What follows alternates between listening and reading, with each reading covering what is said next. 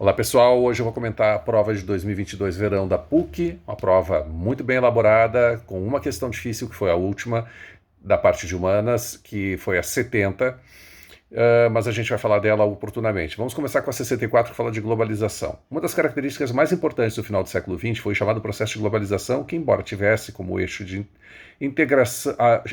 a integração mundial da economia, não ficou restrito a ela, envolvendo também mudanças culturais, políticas sociais e até ambientais, hábitos de consumo, uma série de coisas. O início do século XXI foi assim marcado pelas principais consequências desse processo ainda em curso. Sobre isso, VOF. O processo de globalização econômica correspondeu a uma ampla integração dos mercados. Ampla até ali, porque alguns mercados são excluídos, né, e outros são divididos. Por exemplo, nós temos um NAFTA, onde não existe uma integração ampla, as pessoas não podem passar um muro. Então é aquela história, né? A zona de livre comércio não me dá direito à integração ampla. Por quê? Porque as pessoas, capitais e uma série de outras coisas não têm liberdade de circulação. Okay? Então existe a questão aduaneira com redução de tarifas ou zerar no caso das zonas de livre comércio e nada além disso. Então não é um processo integrador total. Tá? Mas vamos lá, vamos terminar de ler. O processo de globalização econômica correspondeu a uma ampla integração dos mercados com equivalente liberdade legal de circulação de capital, mercadorias e trabalhadores. Isso é uma descrição de um mercado comum. Né? O mercado comum eu tenho uma ampla, geral e restrita circulação de tudo, que é o caso da União Europeia, a Comunidade Europeia, e nessa situação nós ainda podemos dizer que a União Europeia poderia ser tratada como uma união econômica e monetária imperfeita, porque 19 dos 27 países, lembrando que o Reino Unido fez o Brexit, né, em 31 de janeiro de 2020 e em 31 de 12 de 2020 ela se retirou efetivamente e definitivamente da União Europeia. Então, falsa essa afirmativa. Uma das heranças da globalização, entretanto, gente, preste atenção, o cara está falando de globalização e entra na questão de bloco econômico, de bloco regional, que se aprende isso em sala de aula, vocês viram isso. Entretanto, confunde o aluno. O aluno que não consegue separar os conteúdos, ele vai acreditar que, integração econômica, né, cultural, uma série de outras coisas, prescinde dessa integração física, trabalhadores, etc., mas não é a verdade. Uma das heranças da globalização é a maior difusão de movimentos sociais e culturais com uma repercussão mundial de protestos políticos que iniciam em um país e se espalham pelo planeta, como Black Lives Matter, a Primavera Árabe, e sim, verdadeiro. A informação instantânea, né? A internet, e aí vai. A globalização tem como um dos seus efeitos a virtualização das relações sociais e interpessoais, possibilitando a uma pessoa estabelecer redes de relações mundiais pela internet, as redes virtuais que eu sempre falo para vocês, né, que o meio técnico, científico e informacional ele é feito por toda a tecnificação, a interligação, a interconexão que é feita, né, a qualidade desse equipamento urbano, a qualidade das conexões das vias virtuais e reais. Então, perfeito, perfeito. Ainda que desconheça os indivíduos que moram fisicamente próximos. É verdade, eu não conheço meu vizinho, mal cumprimento ele eventualmente, né? Não é o meu caso, mas nós falamos com pessoas no mundo inteiro, né? Claro, ok. A globalização do conhecimento faz com que os procedimentos tecnológicos na área de saúde se difundam rapidamente pelo mundo, possibilitando de forma homogênea o combate de problemas como a pandemia do Covid. Não, não é verdade. Nós sabemos que a África hoje tem um percentual forte ainda de pessoas que não foram vacinadas em uma série de países com dificuldades econômicas alarmantes, né? Apesar das doações de doses internacionais, eles têm um atraso efetivo. Então, vamos adiante. Então, ficou FVVF, uma questão boa, muito boa, seleciona quem sabe. 65. Em relação à descrição anterior, qual é a alternativa correta? A descrição anterior, ele vai falar aqui sobre um voo que é feito. E o cara tem que estar atento também, mas uma questão de muita atenção. Um avião parte de um ponto sobre a linha do Equador ao meio-dia, deslocando-se sobre essa mesma linha e em sentido contrário da rotação da Terra. Então, assim, a Terra faz a rotação de oeste para leste. Então, se ele está indo no sentido contrário, ele está indo de leste para oeste. Então, ele está indo em direção oeste. Ok. Então, elimina duas alternativas já aí. No instante em que atinge a maior velocidade, o Sol está exatamente no ponto mais alto do céu. A partir desse momento, o avião voa a uma velocidade tal que a cada uma hora cruza 15 meridianos. 15 meridianos são 15 graus. Se a cada hora, indo em direção ao oeste, ele está passando por 15 meridianos, significa que ele está fazendo um fuso inteiro. Ou seja, Se o Sol nasce no leste e se põe no oeste, e ele está indo na direção oeste, é compreensível que se naquele momento ele está com o Sol sobre ele, a partir do momento que ele atinge a velocidade de cruzeiro de 1 fuso por hora, ele vai, durante 6 fusos, que vai falar aqui adiante, durante 6 fusos, durante 6 horas, ele vai ser acompanhado pelo Sol sobre o avião, fazendo zênite sobre ele.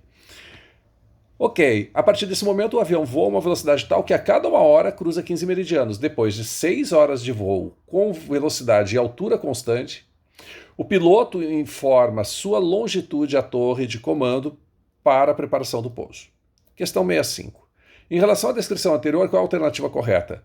Bom, ele tomou rumo oeste, né?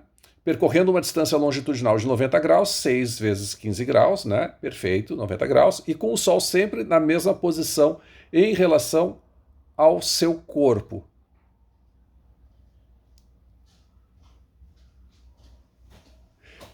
Essa é a 65, tá certo.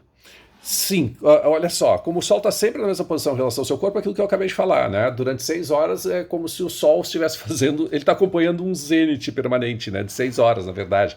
Então, por 6 horas ele tem o Sol sobre a sua cabeça, sobre o avião no caso, e ele vai chegar no destino, né? Depois de ter percorrido 90 graus. Sim, a alternativa A está correta. A partir daí a gente já vai para 66, porque não há necessidade de seguir. O voo ocorreu no dia, vamos lá, agora vamos ver o que ele está colocando de forma correta. Solstício de verão do hemisfério sul. Vamos lá. Se ele está sobre o Equador, não pode ser solstício, tem que ser um equinócio, ou primavera ou de outono. Então vamos descartar os solstícios. Equinócio de verão do hemisfério sul. Não existe equinócio de verão, é primavera ou outono, né? Porque é meia estação. Então, nós temos equinócio de primavera no hemisfério sul. É o único plausível. Então, descarta-se as outras por impossibilidade. Perfeito, letra D de dado. Questão 67. Pesquisadores da Embrapa identificaram a cidade mais chuvosa do Brasil, o município de Calçoene, no Amapá, com uma precipitação média anual de 4.165 milímetros. Segundo o pesquisador, dados anteriores indicavam que a região serrana a região da Serra do Mar, entre Paranapiacaba e Itapanhaú, em São Paulo, como o local mais chuvoso do país, com uma precipitação média de 3.600 anos. O município amapaense, no entanto, já chegou a 7.000 milímetros no ano de 2000, a precipitação é 3 vezes maior que na cidade de São Paulo, por exemplo. Os itens de 1 a 5 apresentam argumentos para explicar as chuvas do município de Calçoene, no Amapá. Localização em região de baixa pressão equatorial. Vamos lá, é claro que é baixa pressão equatorial porque está na zona equatorial, por consequência o ar é quente e nós temos ali uma elevação do ar aquecido, formando a zona de convergência intertropical, inclusive. Perfeito, tudo certo. Ocorrência do fenômeno da friagem. Não, a friagem, como eu sempre disse para vocês, acontece no sudoeste do estado do Amazonas e no estado do Acre. Então, não é. Lembrando que o Amapá está no nordeste da região amazônica. Alta taxa de evapotranspiração, com certeza, isso não se discute. Presença marcante clima tropical pluvial, né? Nós temos ali também o clima equatorial, né? A gente poderia colocar assim dessa forma.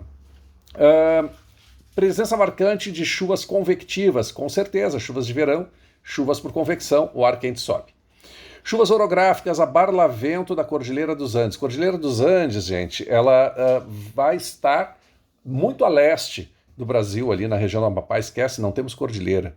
Perdão, muito a oeste. Então não tem essa situação. Então realmente ficamos com a alternativa D. Não, C. Vamos ver aqui aquelas 3 que eu falei. 67 é a letra B. 1, 3 e 4. Isso. A 2 a gente descartou.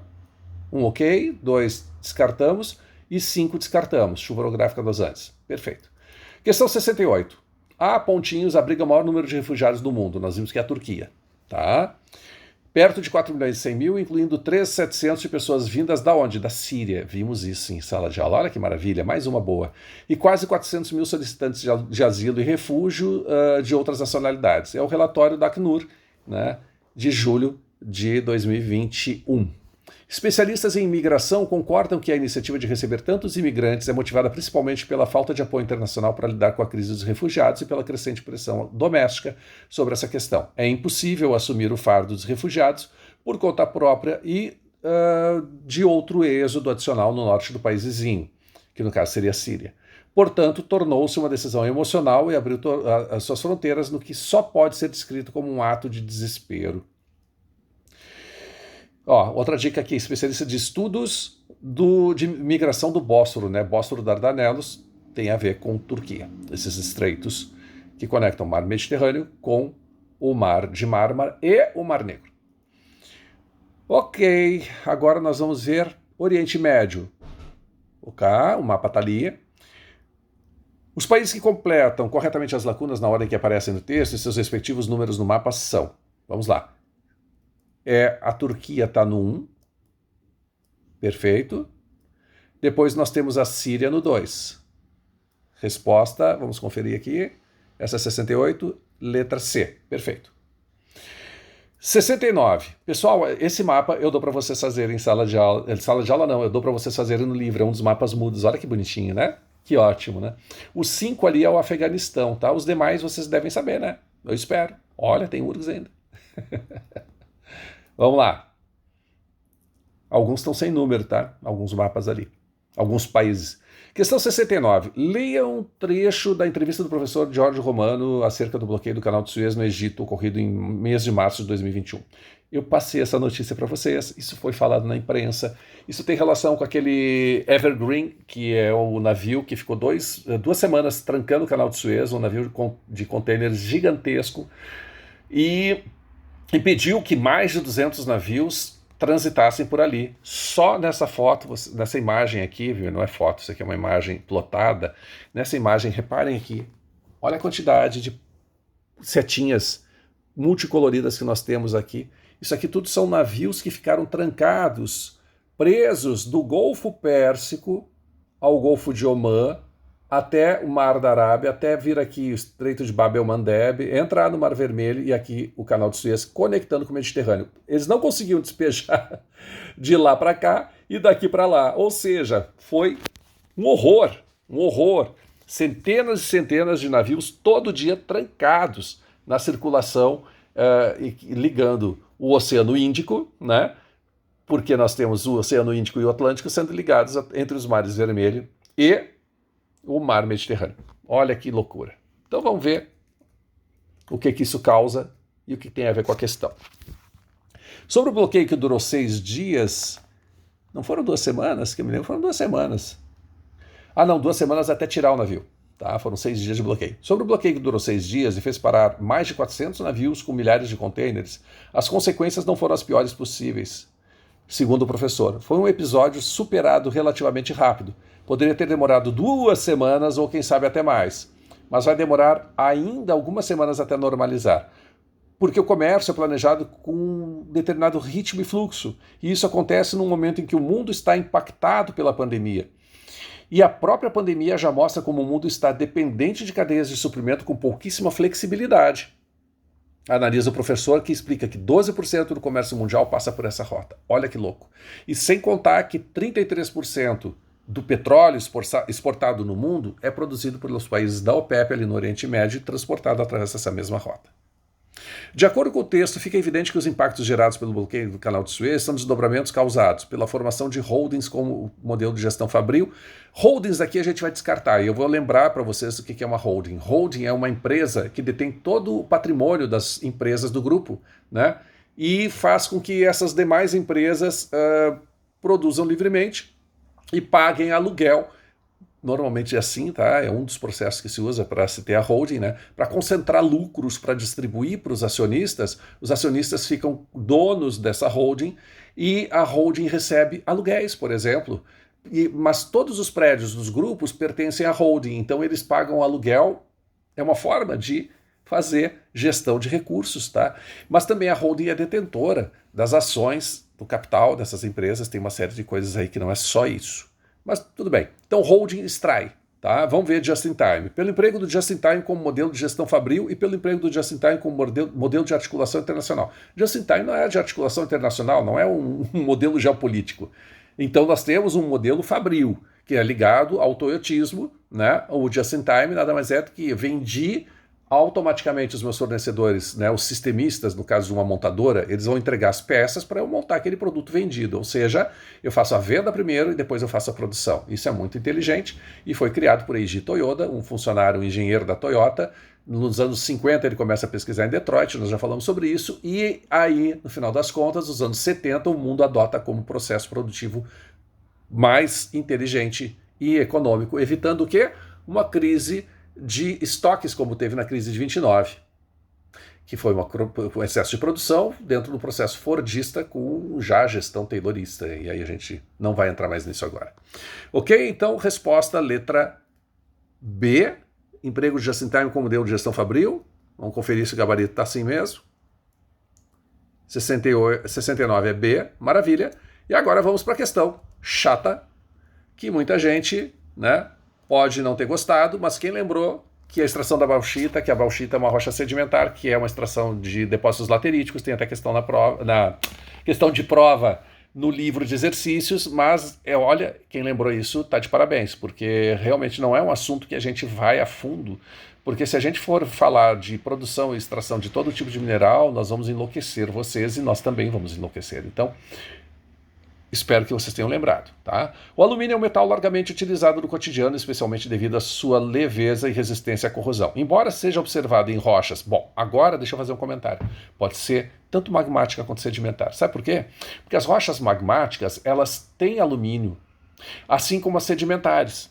Nós podemos ter um processo de intemperismo da rocha magmática que vai, através da erosão, misturar esses elementos do alumínio, né? Esse alumínio e outras coisas mais, que precisa ser recombinado com hidróxido de ferro, com titânio, com silicatos e fazer a produção de uma rocha sedimentar laterítica chamada bauxita.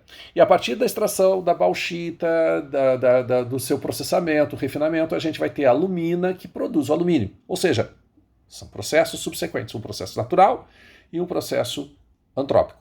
Mas só que o problema é que tu só vai poder responder essa primeira quando tu mais adiante identificares de que tipo de rocha ele está falando. Porque aqui pode ser tanto magmática quanto sedimentar, porque a laterita é uma rocha sedimentar. Tá? Ok, lembra da carapaça laterítica? Então, embora seja observado em rochas pontinhos, não é encontrado na natureza na forma pura, mas em conjunto com hidróxidos. Essa agregação chama-se bauxita.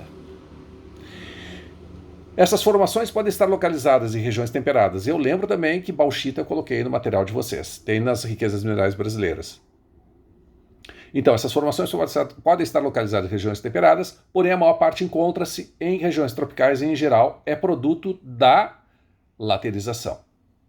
Assim, gente, sofre intemperismo a rocha original e depois lateriza, certo? Nós vamos ter o quê? Uma espécie de litificação superficial de uma série de minerais que vão se unir e vão compor, no caso, a bauxita, tá bem? Seguimos, então. Quimicamente falando, algumas rochas se decompõem em contato com a água, dissolvendo a maior parte da sílica. Por que é com a água? Porque está falando dissolvendo. Se ele falasse oxidando, seria com gases, né, por exemplo. Então, dissolvendo a maior parte da sílica, tem dissolução é água, né, em temperismo químico. Dissolvendo a maior parte da sílica e formando crostas superficiais compostas principalmente de óxido de ferro e alumínio hidratada. Bom, então, gente, aqui nós vamos ter uma dificuldade grande para muita gente. Por quê? Porque, poxa vida, afinal de contas, ninguém estuda com detalhe a formação de cada tipo de rocha. Isso é uma coisa que vem de herança do ensino médio, se for muito bem dado por um professor que adora geologia e que tem um material de alta qualidade ou um livro-texto excelente. Então, realmente é uma questão difícil. Eu diria que dessa prova, a mais chata é essa. E fiquei muito feliz, honestamente, espero que vocês também, porque nós vimos o que está aqui de uma forma um pouco tangencial nessa 70, de fato, ela é uma questão sui generis, mas as demais todas estão no nosso conteúdo, estão dentro do escopo do que a gente vê ao longo do ano. Então, espero que vocês tenham ido muito bem e um abraço a todos. Qualquer dúvida, prende o grito, manda no WhatsApp, eu estou always on, né? 24/7. E é isso, tá bom? Vamos lá. Um abraço e obrigado.